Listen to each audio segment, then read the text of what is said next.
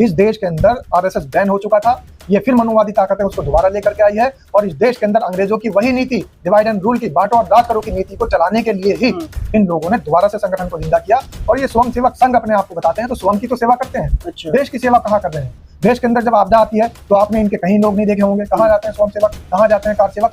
आपको कार सेवक अगर नजर आए होंगे तो जहां दंगा होगा सिर्फ वहीं नजर आए होंगे। ये मैं नहीं कह रहा हूं, आप इतिहास उठाकर देख लीजिए, देश का इतिहास है, जहां जहां दंगे भड़के होंगे वहीं वहीं संगठन के कार सेवक नजर आए होंगे। जब किसी धार्मिक स्थल को गिराना होगा तब कार सेवक कुदाल लेकर नजर आए होंगे। जब किसी सांसद के घर पर आगजनी करनी होगी, किसी के घर बुलडोजर चलाना होगा, तब ये कार सेवक नजर आए होंगे। जब किसी पिक्चर हॉल के पर्दे जलाने होंगे तब ये कार सेवक नजर आए होंगे। लेकिन देश को जब बलिदान देने का नंबर आता है तो फिर ये कार सेवक कहाँ चले जाते हैं? ये कार सेवक सिर्फ वहीं नजर आते हैं जहां देश को दंगे की आग में झुलसाना होता है।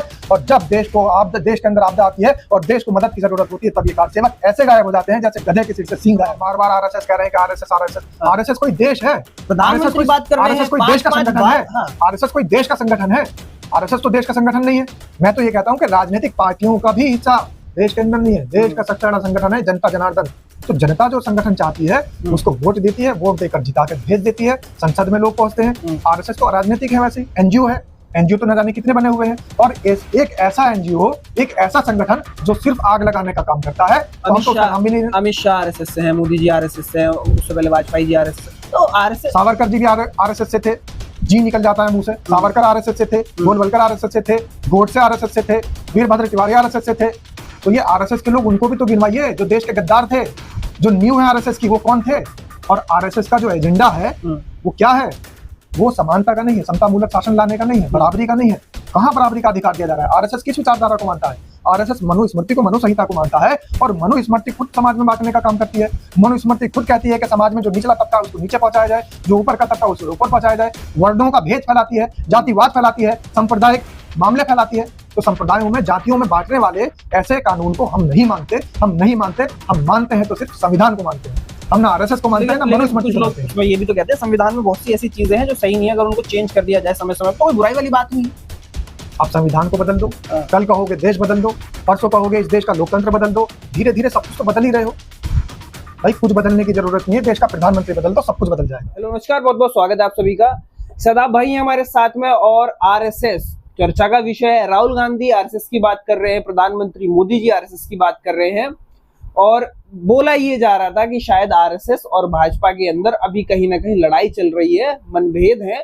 और लेकिन लाल किले से बात हो या फिर कहें कि बड़े बड़े प्रोग्राम होकर भी आरएसएस की बड़ाई की जा रही है। तो शदाब भाई कैसे देख रहे हैं, क्या है ये, क्या चल रहा है? और एकदम से प्रधानमंत्री मोदी जी बार बार हर 10वें 15वें दिन तारीफ कर देते हैं। देखिए, आरएसएस का आप जिक्र कर रहे हैं जी, और कह रहे हैं कि खुशियां मनाई जा रही है, जश्न मनाया जा रहा है। हाँ। लेकिन मेरी समझ ये नहीं आ रही कि जश्न तो देश जब मनाएगा जब स्वर्ण जयंती मनाई जाएगी संविधान की, हाँ, तब जश्न मनाएंगे। किसी संगठन का जश्न क्यों मनाएगा देश? संगठन के ही लोग हैं जो जश्न मना रहे हैं। और ये भी भूल गए लोग बाग कि ये वही संगठन है जिसने संविधान का विरोध किया था और संविधान को जलाने का काम किया था। और ये वही संगठन है जिनके लोग अंग्रेजों के मुखबिर थे, अंग्रेजों के पिट्ठू थे और अंग्रेजों के जूते चाटने का काम करते थे। ये वही संगठन है। इस बात को देश कैसे भूल सकता है? सेवक है, 100 साल से देश की सेवा कर रहे हैं, ये देश की सेवा कर रहे हैं, साथ साथ अंग्रेजों की सेवा कैसे भूली जा सकती है? इन्होंने जो असली सेवा की है अंग्रेजों की, जो आज भी म्यूजियम के अंदर इनके माफीनामे टंगे हुए हैं, लिखे हुए हैं, दीवारों पर लटके हुए हैं, उनको कैसे भूला जा सकता है? और ये तो हकीकत में जो सेवा करते थे तो सेवा अंग्रेजों की करते थे और गुलाम अंग्रेजों के बने हुए थे। और साथ ही इन्होंने जो मुखबरी का काम किया है, आप देखिए देश के अंदर जो क्रांतिकारी थे और क्रांति ला रहे थे, देश को आजाद करने की उन्होंने ज्वाला जगा रखी थी, लेकिन ये ज्वाला बुझाने का काम कर रहे थे। चंद्रशेखर आजाद क्रांतिकारी थे या नहीं थे? बिल्कुल। लेकिन चंद्रशेखर आजाद को किसने मरवाने का काम किया था? अंग्रेज के साथ में मुखबरी करने का काम किसने किया था? वो वीरभद्र तिवारी, वो भी तो मनुवादी था, वो भी तो संगठन का था। आप देखिए देश के अंदर जो गांधीवादी विचारधारा चल रही थी और गांधी को लोग मान रहे थे, देश में नहीं विश्व में गांधी जी का डंका बज रहा था। लेकिन गांधी जी की हत्या करने का काम किसने किया?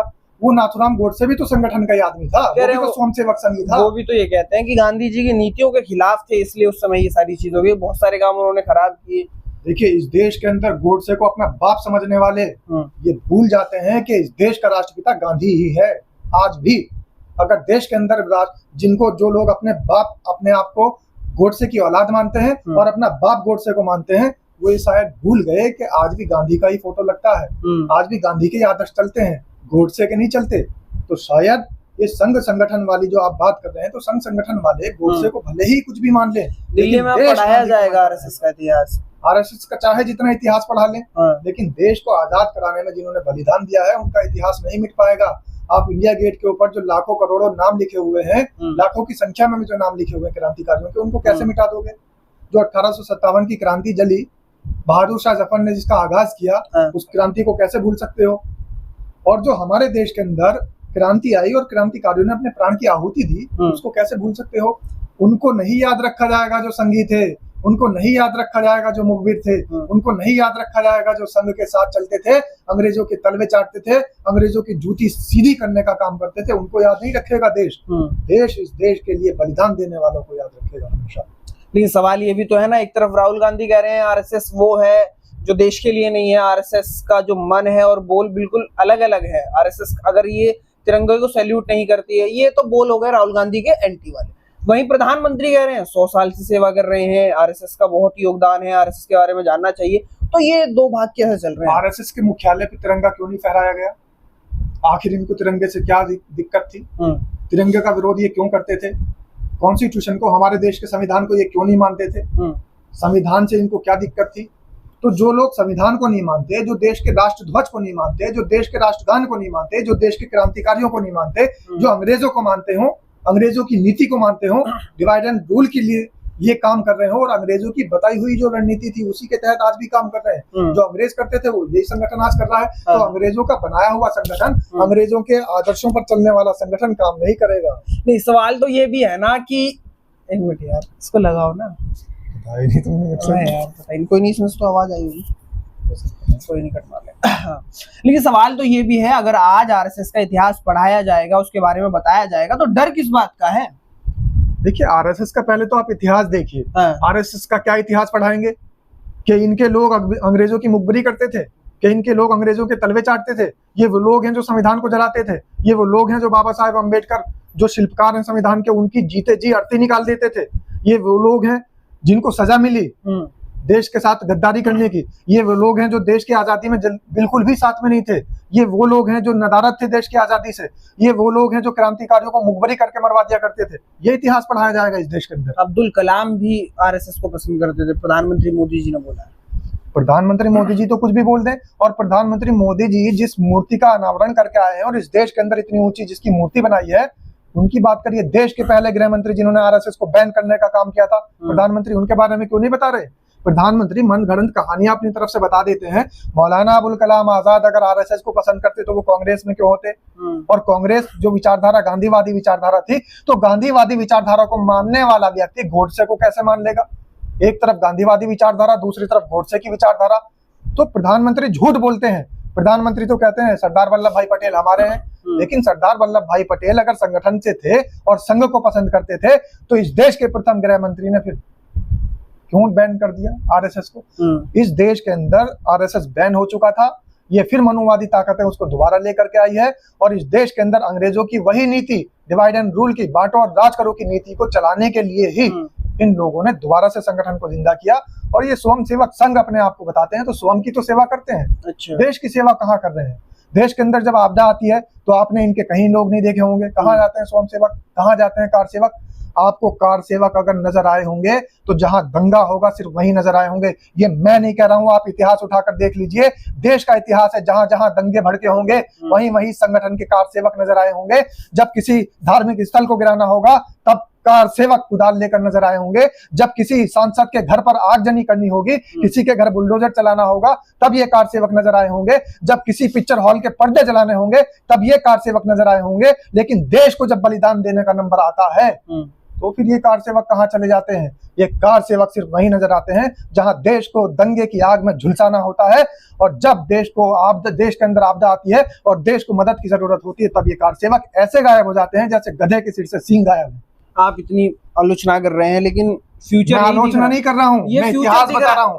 आपने मुझसे सवाल किया कि इतिहास पढ़ाया जाएगा, तो ये इतिहास पढ़ाया जाएगा। मैं तो आपको ये बता रहा हूँ, आप कह रहे हैं ना कि सिलेबस के अंदर आरएसएस का इतिहास पढ़ाया जाएगा, तो आरएसएस का इतिहास तो ये है अब अगर आप इतिहास बदल करके आरएसएस का पढ़ाना चाहते हैं तो इसमें तो कोई दिक्कत वाली बात नहीं है। आपने तो पूरा भी इतिहास बदल दिया देश का। पहले भी आपने बहुत सारे छेड़छाड़ करने की कोशिश की। आप तो संविधान को बदल देना चाहते हैं, आप तो मनु संहिता लागू कर देना चाहते हैं। क्या है मनु संहिता, मनुस्मृति क्या है? एक तरीके से क्या लोग मनुस्मृति और मनु संहिता ये है कि आप जो मेरे सामने माइक लगा कर बैठे हैं, इस माइक को रोक लिया जाए। मैं जो लोगों तक आवाज पहुंचा रहा हूँ, इस आवाज को दबा दिया जाए। जो गरीब है उनको और गरीब कर दिया जाए, जो मजलूम है मजलूमों को मिटा दिया जाए। इस देश के अंदर गरीबी को बिल्कुल सही तरीके से प्रताड़ित किया जाए और जो अमीर लोग हैं अडानी अंबानी आज के, उनको और ऊपर पहुंचाया जाए और उनको और अमीर बनाया जाए, उनको उनके उद्योग और धंधे और बढ़ाए जाए। यही तो मनुस्मृति है। प्रधानमंत्री भेदभाव किए जाए।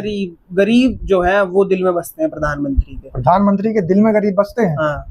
लेकिन 1.5 करोड़ का कोट पहनते समय प्रधानमंत्री ये याद नहीं रखते कि गरीब के तन पर भी एक कपड़ा होना चाहिए।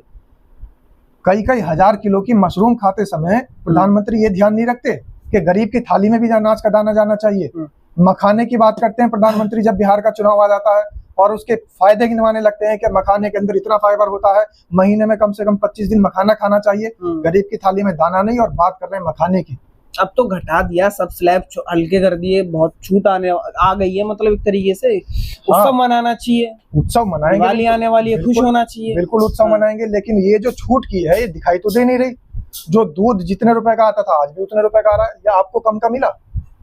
आपको कम का मिला, कम दाम हुए। 2 रुपए कम हो गए दूध पे, लेकिन कम तो हुए ही नहीं। जितने का पहले आ रहा था आज भी उतने का ही आ रहा है, बल्कि और बढ़ा हुआ रेट है। जो महंगाई वृद्धि बढ़ी थी, जो महंगाई दर बढ़ी थी, महंगाई दर में जो वृद्धि हुई थी वही आज भी चल रही है। जो बिस्किट आ रहे थे ये कह रहे हैं बिस्किट पे घटा दिए, कॉपी किताब पे पैसे घटा दिए। तो पैसे घटे कहाँ हैं? सिर्फ जुमले में घटे हैं, और ये जुमलेबाजी का काम इनका पुराना है, ये कोई नया काम नहीं है। रही बात, मैं तो ये बात कहता हूं कि इन्होंने जो स्लैब घटाए हैं और 9 साल तक जो इन्होंने स्लैब बढ़ा के रखे थे, वो 127 लाख करोड़ कहाँ गया, उसका भी तो हिसाब देना होगा। तो वो कहते तो है जब जरूरत थी इसलिए थोड़ा सा बढ़ा दिया, अब धीमे धीमे और कम होता रहेगा। अभी ये और समय कम होगा अर्थव्यवस्था। अच्छा, आपको अगर जरूरत है तो आप बैंक में डाका डाल देंगे। आपको जरूरत होगी तो आप मेरी जेब काट के ले जाएंगे। आपको जरूरत होगी तो आप किसी का एकदम से पर्स मार लेंगे, पॉकेट चोरी करेंगे जरूरत होगी तो। ये तो नहीं कर सकते ना। तो अगर जरूरत थी तो लोगों की गाड़ी कमाई की, बोलते नहीं है कमाई करी हुई जेब पे क्यों डाका डाला? देश में डेवलपमेंट के लिए टैक्स तो देना पड़ता है। टैक्स देना पड़ता है, लेकिन टैक्स का इतना देना पड़ता है कि गरीब की जान निकाल ली जाए। टैक्स के अमीर लोगों के लिए नहीं है। आप एक गरीब आदमी आज की डेट में आप ही कर दीजिए, आप कहीं लोन अप्लाई कर दीजिए, आपको दुनिया भर की फाइलों से गुजरना पड़ेगा। और गरीब आदमी जब कर्ज लेने के लिए जाता है तो उसको कर्ज नहीं मिलता। अमीर आदमियों को करोड़ों हजारों करोड़ का कर्ज क्यों मिल जाता है? आसानी से कैसे मिल जाता है? वो लोग कर्ज लेके विदेश भाग जाते हैं, कोई सवाल पूछने वाला नहीं है। बैंक मैनेजर उनसे कोई रिकवरी नहीं करता, बैंक मैनेजर उनका कोई जांच पड़ताल, कोई सर्वे नहीं करता। लेकिन गरीब आदमी कर्ज लेने जाए तो उसको बहुत सारे फाइलों के चक्कर से गुजरना पड़ता है, रिश्वतखोरी करनी पड़ती है, और भ्रष्टाचार इतना ज्यादा बढ़ चुका है कि सब जगह त्राहिमाम मचा हुआ है। लास्ट में क्या सॉल्यूशन है? अगर आप ऐसे कह रहे हैं आरएसएस सही नहीं है, प्रधानमंत्री सही नहीं है, राहुल गांधी कह रहे हैं कि आरएसएस वो विचारधारा है जो देश में, देखिए मैं समझ नहीं पा रहा हूँ, आप बार बार आ रहे हैं